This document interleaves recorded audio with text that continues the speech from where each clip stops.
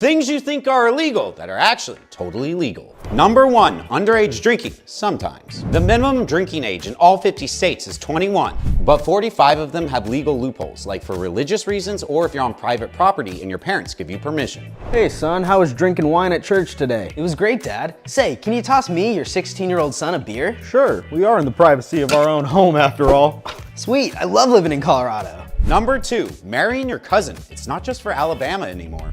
If you live in one of the blue states below, you too are free to have a wedding that will make everyone feel uncomfortable.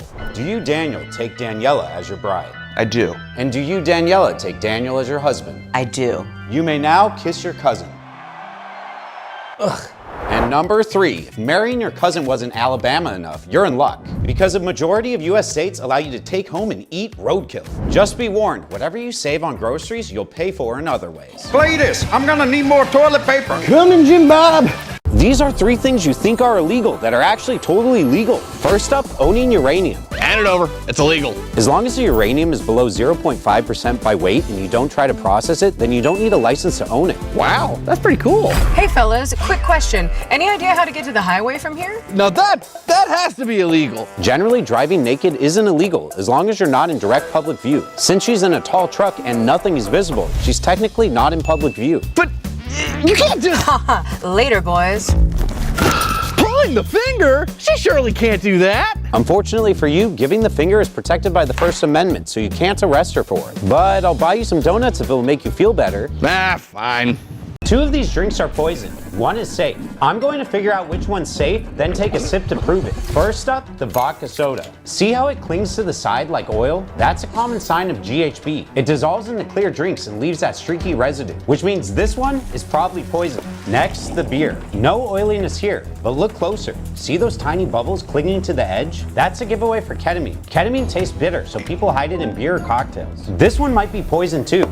Last up, the pink cocktail. Looks normal. There's no streak, no fizz, no cloudiness either. But that doesn't mean it's safe. Drugs like Rohypnol and Xanax can disappear in sugary drinks. That's why you test. If your strip turns dark blue, that means your drink has been spiked. Perfect. Oh, that's way too sweet. If you run up to someone's house, ring the doorbell, and then run away, can you be arrested?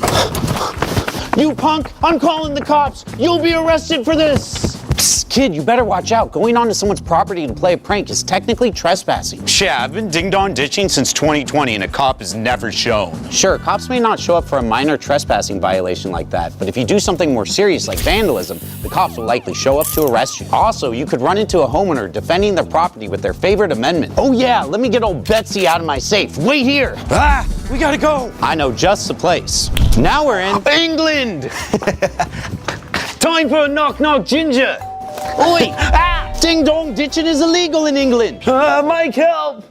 So here they call them chips. 2 of these drinks are poisoned, 1 is safe. I'm going to figure out which one isn't and then take a drink to prove it. Let's start with the water that looks dirty. So one of the simplest ways of checking water is by pouring it through a coffee filter. See that? All the dirt and grime trapped inside? If you were to drink this, you could be risking stomach infections, parasites, and some nasty bacteria. So this could be the drink that's contaminated. What's next? Oh, this water looks perfectly clear, but a lot of contaminants can't be seen. One of the worst is lead. Lead attacks your brain, kidneys, and nervous system. Let's test this water using a DIY lead kit. It should tell us in just a few seconds if there's any lead inside. And look at that, this sample's showing high levels of lead. I'm definitely not drinking that. Last up, a drink that looks contaminated and it smells like licorice. That can mean pesticides. Drink that and you're asking for nausea, dizziness, and long-term liver damage. So does that mean the first one's the safe one? Wait, that's my coffee! These are 3 insane ways people tried to fly for free. First up, the fake boarding pass. In 2024, a man snapped a photo of another passenger's boarding pass and tried to pass it off as his own. What he didn't realize is that doing this is actually a felony.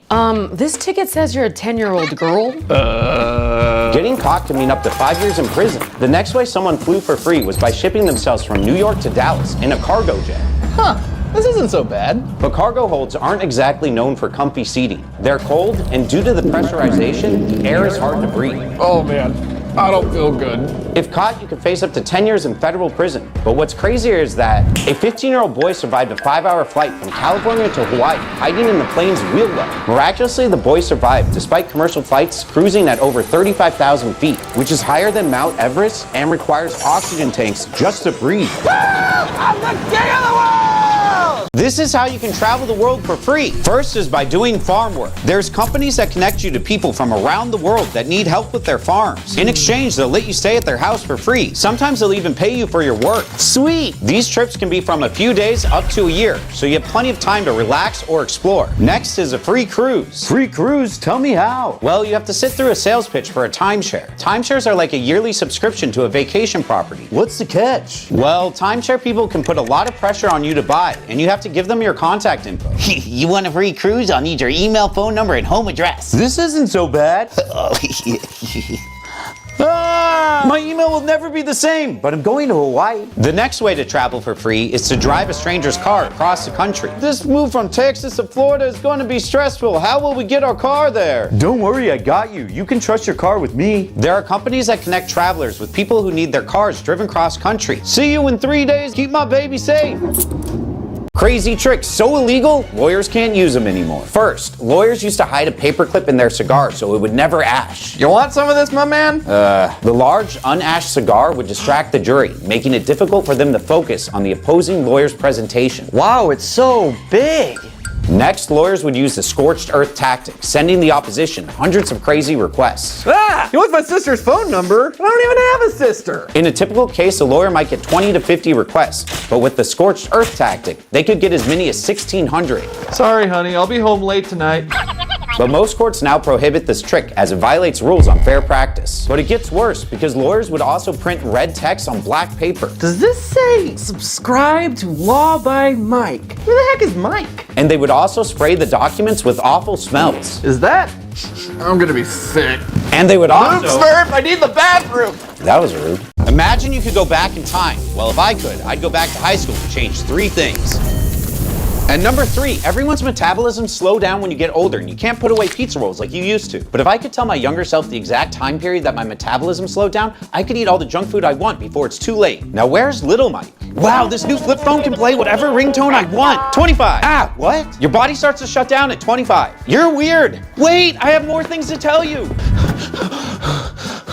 Number 2, don't skip gym class. Rude. Staying active while you're young will help you be more energetic and limber in your elderly 20s. Why are you chasing me? I'm you from the future. I'm trying to give you good advice. And number 1, don't be afraid to be different. You came back in time to tell me that? No sports almanac, no stock tips? I spent so much time worrying I was different from everybody else. But you were wearing a pasta strainer? But now I know it's everybody's differences that make them stand out. Ugh, that's great. Now can you send me back 2 minutes ago so I'm not late? Goodbye, young Mike. Let the seeds of my knowledge grow into trees of wisdom. If you leave your garbage bin out on the street, did you know that cops can search it without a warrant? What the hey, officer? You're not allowed to go through my trash. That's illegal. Not exactly. In the USA, you don't have privacy rights for things you openly share with the public. So if your trash bins are outside your property line, the police can search them without a warrant. But another way a cop can search without a warrant is when you own farmland. Hey, what are you doing on my property? Stay calm, sir. We're conducting a search for a missing person. You're not allowed to be here. Get out. Well, police can search what the law calls open fields, which includes fields, woods, and vacant lots without a warrant. However, they still need a warrant to search a house. Next, a cop doesn't need a warrant if a person freely gives consent for a police officer to search them. Hello, ma'am. You mind if I take a quick look at what's in your bag? Of course, officer, you can. Hold on. You don't have to consent to a search. Just because they're a police officer doesn't mean you have to agree. Oh, well, in that case, no, officer, you can't search my bag. Dang it. Phew, I didn't know that. Are there any other ways that police officers can search me or my property without a warrant? Yes, there are several other ways. Make sure to subscribe to know your rights. When the TSA confiscates an item, what do they do with it? Certified lover boy, certified. Hey, buddy, no liquids allowed. Strawberry.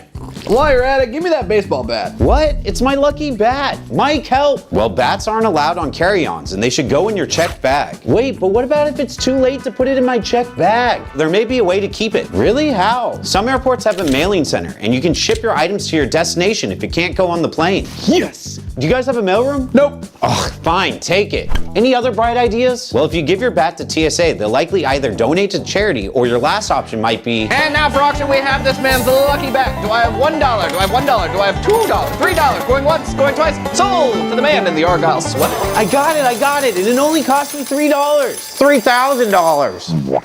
If you break the law in outer space, can you be arrested? You'll be arrested for destroying my property. Ha! There's no laws in space, dude. Just look at gravity. Psst, that isn't true. Crimes committed in space are treated like crimes committed in international waters, which means you'll be held to the same laws as the place where the ship was launched. Yeah, there actually is gravity in space. It's just that we... All right. But there's no way the U.S. government's gonna care about a book being thrown into space. You're right. The U.S. probably doesn't care about a book, but if it hits a satellite and causes more damage, you could be looking at more serious crimes. Oh, then I should act fast. What are you doing? Now you'll be charged with murder. Yeah, I'll just say he fell out a window. But that won't work. I'll make sure they know the truth. Oh, I mean, no, don't. Wait! Ooh, Hitchhiker's Guide to the Galaxy, my favorite. If you point a laser at a plane, will you go to prison? If you do it once, you could get up to 5 years in federal prison and a $250,000 fine. Look, a police aircraft! Well, if that is a police aircraft and it's chasing a suspect or responding to an emergency, then you could be charged with interfering with police activities. So? What do I care? Well, that could mean up to 10 years in prison. Fine, I guess I'll... Woo-wee, that's Air Force One! Well, if that's Air Force One, that changes everything. Because now your laser could be interpreted as endangering the president. Give it to me straight. How much trouble am I in? Well, depending on the situation, you're probably getting decades or life in prison. This baby was just born on a plane 36,000 feet in the air. So what country would it be a citizen of? The first thing we need to know is what country we're flying over.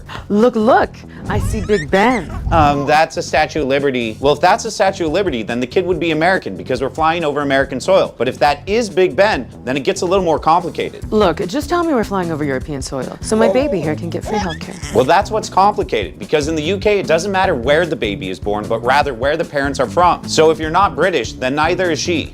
This is your captain speaking. We're flying over international waters. International waters? That could change everything. Oh no, does that make my baby countryless? How will she enjoy the Olympics? If a child is born over international waters and doesn't have citizenship anywhere else, then the child would be a citizen of wherever the plane is registered. What? So being born on a Safran plane could make you French. Airbus could make you German. Boeing could make you endangered. I'm just kidding. It'd make you a proud American. What about this plane? Looks like your baby is Russian. Duh. Here's what happens when a lawyer gets arrested. You're going to jail for what you did. Any last words? The first thing a lawyer will do is invoke his right to remain silent by stating it out loud for the officer to hear. I invoke my right to remain silent. This is important because an officer can use what you say during the arrest to make you appear guilty at trial. All right then, but I'm still taking you to jail. The officer will take the lawyer to jail where they will be booked, fingerprinted, have a mugshot taken, and have their briefcase taken away. Is this yours? What? It's a good investment. Then the lawyer will ask for a phone call. Depending on which state they're in, they can even ask for up to 3. Hello? Can I get my phone call? Nope. I know my rights. In some states, if you don't give me my phone call, you could be charged with a misdemeanor. Dang it. The lawyer will make their call. They know calls are being recorded, but because of attorney-client privilege, they can't record calls to lawyers. Hello? Hey, Law by Mike. I've been arrested. Don't worry, I'm here for you. The lawyer will hire another lawyer like myself because a second lawyer who's not emotionally involved will be more rational, making it easier for them to win your case. Wow, really? Law by Mike, you sure do know your stuff. All the more reason to subscribe. If you're ever taken hostage, here's how to survive. No talking. Okay, we can get out of here, but first we need to figure out who they are. Figure out who they are. Yeah, listen to how they talk, watch how they move, anything we can recognize later. A limp, an accent, even a tattoo. Wait, isn't that... What did I say? No talking. Okay, sir, sorry about that. Yeah, we don't want any trouble. We need to build empathy. Make them see us as people, not hostages. Empathy. Please, my pet hamster is way too young to see this. What did you? It's really hot in here. Can we get some water? Water. Start loosening the ropes. Wiggle your wrists. Try to get some slack. I'm trying. I think it's working. If you get enough slack, pull hard. Then rub it against the back of your chair or any sharp edge. I'm out. I'm out too. Run! Find an exit. Don't look back. There. Surprise! I knew I recognized that tattoo. If you refuse a ticket from a police officer, then drive off, what happens? Nothing like a police chase to get the blood pumping. They probably won't chase you. What? What do you mean? Well, in most cities like New York and Phoenix, cops will only chase a suspect for serious violent crimes. So if it's a minor crime like speeding, they won't chase? Exactly, because the risk to officers and nearby civilians just isn't worth it. So that means if I drive off, I won't get a ticket? Let's go! Nope, they'll log your license plate, issue a warrant, and come get you later. Oh man, so what happens if I get caught later? Depending on what happened, you can lose your license, your car, and pay hundreds in fines. Hundreds of dollars? I can't afford that, homie. That's the least of your worries. What do you mean? Well, strict states like Missouri enforce Valentine's Law, which makes driving away from a cop a felony. That means at least 1 year in prison and up to 30 if someone dies. All right, I'm pulling over.